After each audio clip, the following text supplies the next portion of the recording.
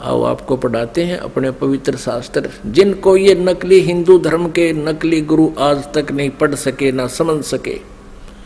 इन्होंने केवल संस्कृत भाषा का ज्ञान था, तत्व ज्ञान नहीं था। और हम इनको मानते रहे कि ये संस्कृत भाषा के जानने वाले ऋषि महर्षि ब्राह्मण हैं और इन्होंने वेदों और पुराणों को ठीक पढ़ा होगा, इन्होंने सही बताया होगा हमको। और परमात्मा कबीर देव जी, कबीर साहब जी, वो धानक रूप जुल्हा रूप में आए थे बनारस में, वो 600 वर्ष पहले कहा करते, ये झूठ बोलते हैं सभी, ये सदग्रंथों से परिचित नहीं है, ये परमात्मा की परिभाषा से परिचित नहीं है। तो उस समय हमें विश्वास नहीं हो पाया, क्योंकि ये झूठे गुरु आचार्य कहा करते थे कि कबीर तो अशिक्षित है, ये संस्कृत भाषा जानता नहीं, ये झूठ बोलता है ब्रह्मा विष्णु महेश के बारे में, ये इनकी जन्म मृत्यु बताता है, इनके माता पिता के बारे में कहता है। कबीर जी झूठ बोलते हैं। आए हाय। कबीर परमेश्वर जी ने अपने प्यारी आत्मा धर्मदास जी से कहा था कि धर्मदास, कलयुग के जब 5505 वर्ष बीत जाएंगे, तब ये मेरी बात सच्ची होंगी जो आज मैं तुझे बता रहा हूं। क्या? अब मैं तुमसे कहूं चताई, त्रिदेवन की उत्पत्ति भाई। माँ अष्टंगी पिता निरंजन, ये जमदारुण वंशन अंजन। 3 पुत्र अष्टंगी जाए, ब्रह्मा विष्णु शिव नाम धराए। जो आज मैं तुझे बता रहा हूं कि ये ब्रह्मा विष्णु महेश की माता दुर्गा है और पिता ज्योति निरंजन है, ये काल क्षर पुरुष है। ये मेरा जो वचन है, आज से 5505 वर्ष के बाद जब कलयुग बीत जाएगा, तब ये सच्चा होगा। अब आज जो है कलयुग का आज ये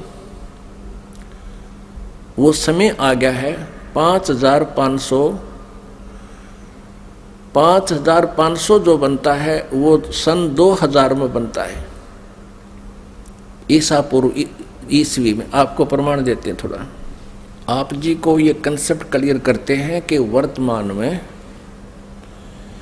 कलयुग का 5500 वर्ष चल रहे हैं। 5511 चल रहा है, ये समझ लो आज।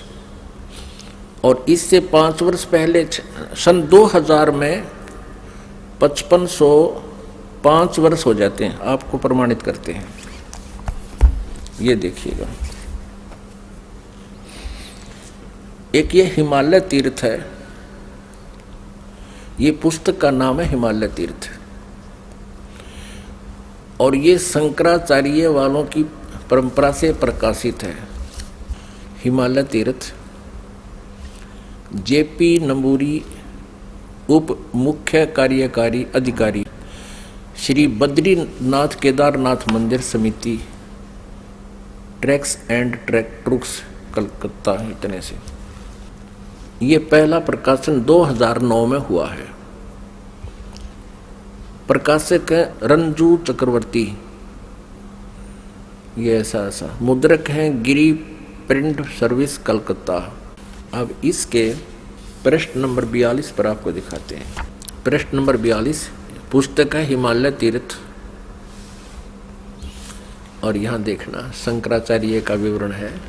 आदि केदारेश्वर के समक्ष शंकराचार्य जी की दिव्य संगमरमर की मूर्ति है। शिव रहस्य के अनुसार, शिव रहस्य के अनुसार एक पुस्तक है शिव रहस्य, उसका इस संस्कृत में लिखा है। 63 वर्षाणाम संक्रोयति, अर्थात कलयुग के 3000 वर्ष व्यतीत होने पर बौद्ध मीमांसकों को के मत पर विजय प्राप्ति के लिए शंकर यति के रूप में आविर्भूत होंगे। यानी शंकर भगवान ही आदि शंकराचार्य के रूप में कलयुग के 3000 वर्ष व्यतीत होने पर बौद्ध मीमांसकों के मत पर विजय प्राप्ति के लिए शंकर यति के रूप में आविर्भूत होंगे।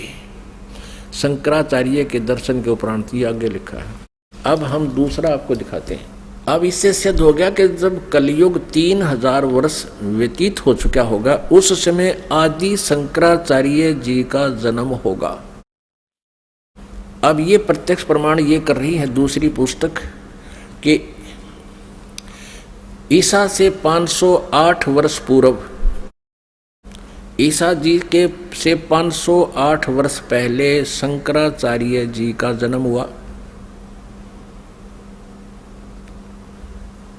अब देखो, ये पुस्तक है ज्योतिर्मय ज्योतिर्मठ।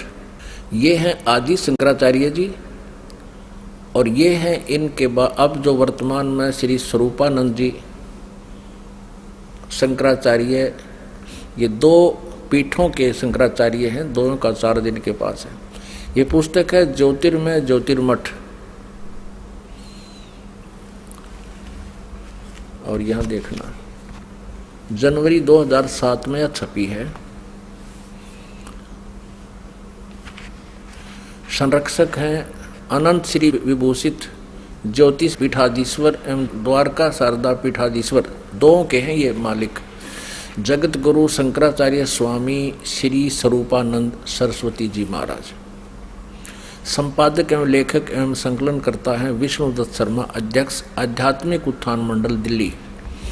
प्रेरणा स्रोत ये है, मुद्रक ये है फाइन प्रिंट एंड पैक्स, परामर्श एवं सहयोग ये है, प्रकाशक यहाँ पर अखिल भारतीय आध्यात्मिक ज्ञान उत्थान मंडल, 1/3234 गली नंबर 2 रामनगर तिवारी, मंडोली रोड, शाहदरा दिल्ली। ऐसे ऐसे। अब इसके प्रश्न नंबर 11 आप आपको दिखाते हैं। आदि शंकराचार्य का संक्षिप्त जीवन परिचय। लगभग 25 वर्ष पूर्व शंकराचार्य का जन्म चरमराती आस्था के युग में केरल प्रांत में पूर्णा नदी के तट पर कालाड़ी ग्राम में धर्मनिष्ठ नंबूदरी वैश्य शैव ब्राह्मण श्री शिव गुरु अर्थ व धर्मपरायण सुभद्रा के घर हुआ। श्री शिव गुरु तैत्रीय शाखा के यजुर्वेदी थे, जो आदि शंकराचार्य के पिताजी। शंकराचार्य का जन्म भगवान शंकर के आशीर्वाद से हुआ, अतः उनका नाम शंकर रखा गया। गुरु परंपरागत मठों के अनुसार उनका आविर्भाव काल ईसा पूर्व 508 वर्ष माना गया है, या 576 वर्ष माना गया। ये 476 का अर्थ, ये 32 वर्ष की उम्र में इनका देहांत हो गया था। इसमें से 32 कम कर दें तो इतना ही होता है 476, यानी 508 वर्ष पूर्व। यहाँ इन्होंने लमसम कहा है कि लगभग 2500 वर्ष पूर्व, 2500 वर्ष पूर्व उनका जन्म हुआ। कहाँ? कल। और इससे सिद्ध हो गया कि ईसा पूर्व 508, ईसा पूर्व 508 वर्ष, ये 2007 में लिख रहे हैं।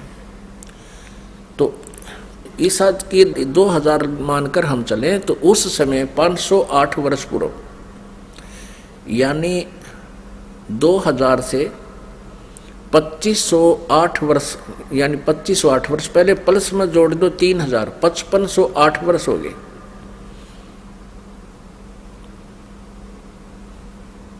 और 1994 से इस दास ने ये नामदान की आज्ञा हुई। सन 2000 में कृपा हुई, परमात्मा ने दया बख्शी, इन सदग्रंथों को देखा। 2000 के बाद इन सदग्रंथों को, जो अपने सदग्रंथ हैं, इनको देख करके इस दास ने एक पुस्तक की रचना की, परिभाषा प्रभु की, फिर परमेश्वर का सार संदेश, और गहरी नज़र गीता में, यानी गीता जी का यथार्थ अनुवाद किया। तो परमात्मा ने कहा था कि जब कलयुग के 5505 वर्ष बीत जाएंगे, उस समय मेरी ये आज की कही हुई बातें सच्ची होंगी। धर्मदास, क्या कही थी परमात्मा ने कि ब्रह्मा विष्णु महेश नाशवान हैं, इनकी जन्म मृत्यु होती है। ब्रह्मा विष्णु महेश जी के पिता ज्योति निरंजन क्षर पुरुष ये काल हैं, और माता इनकी यह देवी दुर्गा है। लेकिन उस समय किसी ने नहीं माना था। 600 वर्ष पहले सन 1398 से सन 1518 तक परमात्मा 120 वर्ष तक यही ज्ञान देते रहे।